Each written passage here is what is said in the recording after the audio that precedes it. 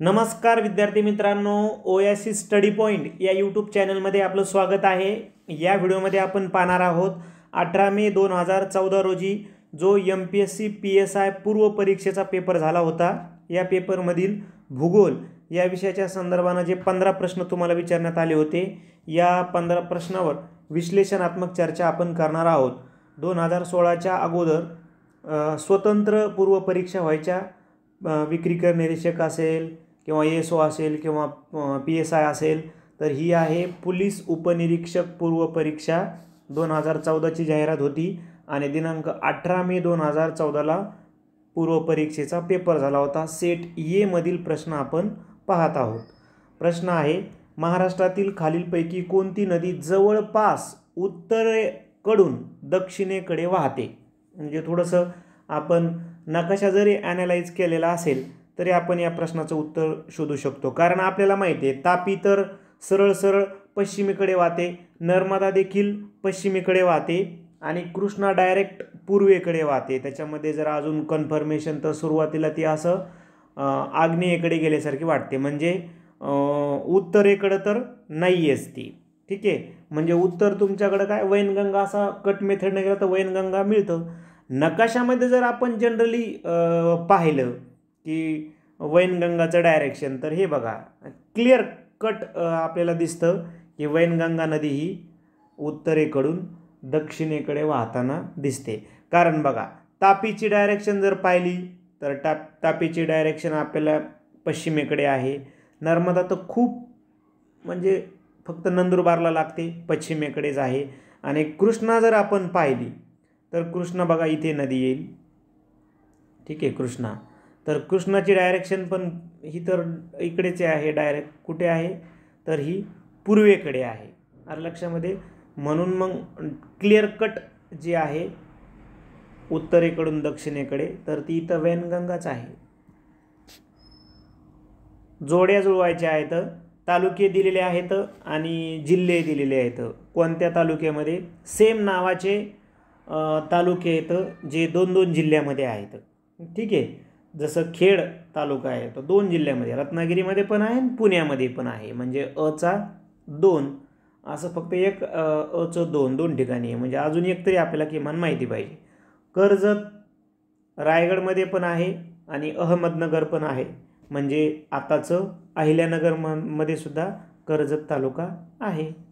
मग तसं कळंब उस्मानाबाद म्हणजे आताचं धाराशिव आणि कळंब यवतमाळमध्ये सुद्धा आहे, नांदगाव नाशिकमध्ये आहे आणि अमरावतीमध्ये सुद्धा आहे। ठीक आहे, म्हणजे पर्याय क्रमांक 3 हे आपल्या प्रश्नाचं इथं उत्तर घ्यायचं आहे। त्यानंतर आपल्याला इथं म्हशीचे प्रकार आणि कोणत्या राज्यातला तो प्रसिद्ध प्रकार आहे हे पाहायचं आहे। मुरा हरियाणाचा आहे, ठीक आहे, भादवरी हे UPची म्हैस आहे, महेसाना गुजरात आहे आणि नीली रवी पंजाब आहे। म्हणजे आपण जर पर्याय क्रमांक 4ची जर निवड केली तर आपल्या जोड्या बरोबर येऊन जातात। त्यानंतर परत एकदा जोड्या लावाल्या तर लिंग गुणोत्तर आले आणि जिल्हे आलेत महाराष्ट्रामधले।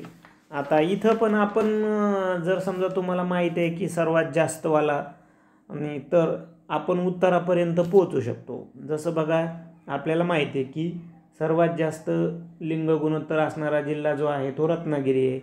मग आता सर्वात जास्त संख्या इथं 1136, म्हणजे बचा 3 असं आपल्याला निवडावं लागेल ना, बचं 3। मग आता किती ठिकाणी आहे बचं 3? अरे 2 ठिकाणी आहे, म्हणजे किमान अजून आपल्याला माहिती आहे की 2 नंबरचा सिंधुदुर्ग आहे, सिंधुदुर्गाचं 4, ठीक आहे, म्हणजे अचा 4। याचा अर्थ आपण जर पर्याय क्रमांक 4 निवडला तर सर्व जोड्या जुळून जातील, कारण मग नाशिकचा आहे 927 आणि नागपूरचा आहे 932। त्यानंतर भारतातील कोणत्या उद्योगांना सनराइज इंडस्ट्रीज म्हणतात? तर अन्न प्रक्रिया करणारे उद्योग। खालीलपैकी कोणता घटक भारताच्या वायव्य भागात हिवाळ्यात पाऊस पडण्यास कारणीभूत ठरतो? भारताच्या वायव्य भागात म्हटलंय, आणि हिवाळ्यात पुन्हा भारताच्या वायव्य भागात आणि हिवाळ्यात पर्यायानुसार जाऊ कट मेथडनं, कारण उत्तर इझी आहे. प्रत्यावर्त, पश्चिमी चक्रवात, मान्सूनची माघार आणि नैऋत्य मान्सून. आता नैऋत्य मान्सून कटला, कारण पूर्ण भारत आणि आपल्या महाराष्ट्रावर नैऋत्य मान्सून कधी असतो, तर तो असतो जून जुलैमध्ये. बरोबर आहे, जून जुलैमध्ये, म्हणून तो पर्याय असाही कटला, कारण ते काय मानलेत, हिवाळ्यात. ओके. त्यानंतर मान्सूनची माघारचा प्रभावी असतो. मान्सूनचा माघारचा संदर्भ येतो हिवाळ्यामध्ये येतो, परंतु मान्सूनची माघार या कन्सेप्टमध्ये ईशान्य मान्सून वाऱ्यापासून पाऊस पडतो आणि तो पडतो आंध्र आणि तमिळला, म्हणजे तमिळ किनारपट्टीला, आंध्र आणि तमिळनाडू किनारपट्टीला. म्हणजे पर्याय 3 सुद्धा कट होतो, कारण इथं मान्सूनच्या माघारीचा संदर्भ आंध्र किनारपट्टी आणि तमिळनाडू किनारपट्टी आहे. नैऋत्य मान्सूनचा संदर्भ हा डायरेक्ट जून जुलैच्या संदर्भाने, हिवाळ्याच्या संदर्भाने नाही. त्यानंतर प्रत्यावर्त, कधीही अचानक प्रेशर चेंज झाल्यामुळे पाऊस पडतो. म्हणजेच भारतामध्ये पश्चिमी चक्रवात जो आहे त्याला कारणीभूत आहे भारताच्या वायव्य भागात पाऊस पडायला. आणि जर तुम्हाला क्लिअर कटच विचारलं त्यांनी, जम्मू आणि काश्मीर आणि लडाख प्रदेशामध्ये पाऊस कशामुळे पडतो, तर तो जेट प्रवाहाच्या प्रॉब्लेममुळे पडतो. त्यानंतर नेक्स्ट, धबधबे दिले येतं आणि ठिकाणं दिलेली आहेत. आता किमान 1-2 जोड्या लावायचा एक फायदा होतो की 1-2 जरी ठिकाणं माहीत असेल, म्हणजे प्रसिद्ध जरी माहीत असेल, तरी पण आपण उत्तरापर्यंत पोहोचतो. जसं सौताडा धबधबा बीडमध्ये, म्हणजे क चा 4 असं फक्त एकाच ठिकाणी. ठीक आहे. त्यानंतर मार्लेश्वर रत्नागिरीमध्ये आहे. त्यानंतर ठोसेघर साताऱ्यामध्ये आहे. रंधा अहमदनगर म्हणजे आताचे अहिल्यानगरमध्ये आहे. म्हणजेच पर्याय क्रमांक 4 हे आपल्या प्रश्नाचं उत्तर आहे. राष्ट्रीय महामार्ग क्रमांक 6-7 खालीलपैकी कोणत्या शहरात एकमेकांना छेदतात. आता हे सगळं चेंजेस झालेले आहे. आता जर तुम्ही पाहिलं, आजचा जर विचार केला तर NH6 हा पार आसाम, मिझोराम, मेघालय, शिलाँगमध्ये आहे. ठीक आहे. आणि जर तुम्ही NH7चा जर संदर्भ घेतला आजच्या, तर NH7 आहे पंजाब, हरियाणा आणि उत्तराखंड, हिमाचल प्रदेशमध्ये. म्हणजे इथं महाराष्ट्राचा तर संदर्भच येत नाही. ठीक आहे. परंतु ओल्ड NH6चा संदर्भ काय, कलकत्ता सुरत मार्ग, आणि ओल्ड NH7चा संदर्भ काय, वाराणसी कन्याकुमारी. म्हणजे मग ते कुठं छेदत होते, तर नागपूरला. ठीक आहे. आदिवासी जमातींच्या त्यांच्या राहण्याच्या प्रदेशानुसार जोड्या जुळवायच्या आहेत. आदिवासी जमाती कुठे राहतात, तर जे जे तुम्हाला माहीत आहे ना, त्या आपण उत्तरे शोधू शकतो. जसं आपल्याला माहिती आहे की वारली ही जी आदिवासी जमात आहे ही ठाण्याच्या किनारपट्टीच्या प्रदेशामध्ये आहे. म्हणजे ड चा 2. आता ड चा 2 असं फक्त एकाच ठिकाणी. तरी पण आपल्याला क्लिअर माहीत पाहिजे. जसं कोरकू अमरावतीच्या प्रदेशामध्ये राहतात. त्यानंतर भिल्ल, धुळे, नंदुरबार आणि गोंड जे आहेत, तर हे गोंड गडचिरोली, चंद्रपूरच्या प्रदेशामध्ये राहतात. ठीक आहे. म्हणजे आपण जर पर्याय क्रमांक 4ची निवड जर केली तर आपल्या जोड्या बरोबर येऊन जातात. त्यानंतर क्वेश्चन क्रमांक 50 कॅन्सल केला आयोगानं. त्यानंतर कैमूर टेकड्या खालीलपैकी कोणत्या पर्वत रांगेत आहेत. कैमूर टेकड्या सातपुडा नाही, ती तर स्वतंत्र रांगे. कोल्ली रांगा या पूर्व घाटामध्ये पार तमिळनाडूमध्ये येतात, तिथे एक थंड हवेचं ठिकाण बने. आणि काराकोरम ह्या हिमालयाच्या आहेत.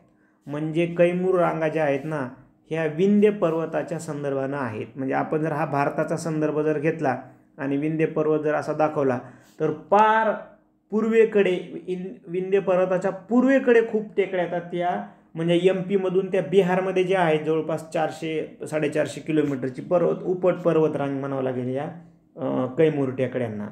ठीक आहे. म्हणून मग इथं उत्तर काय मिळतं, तर विंध्य रांग.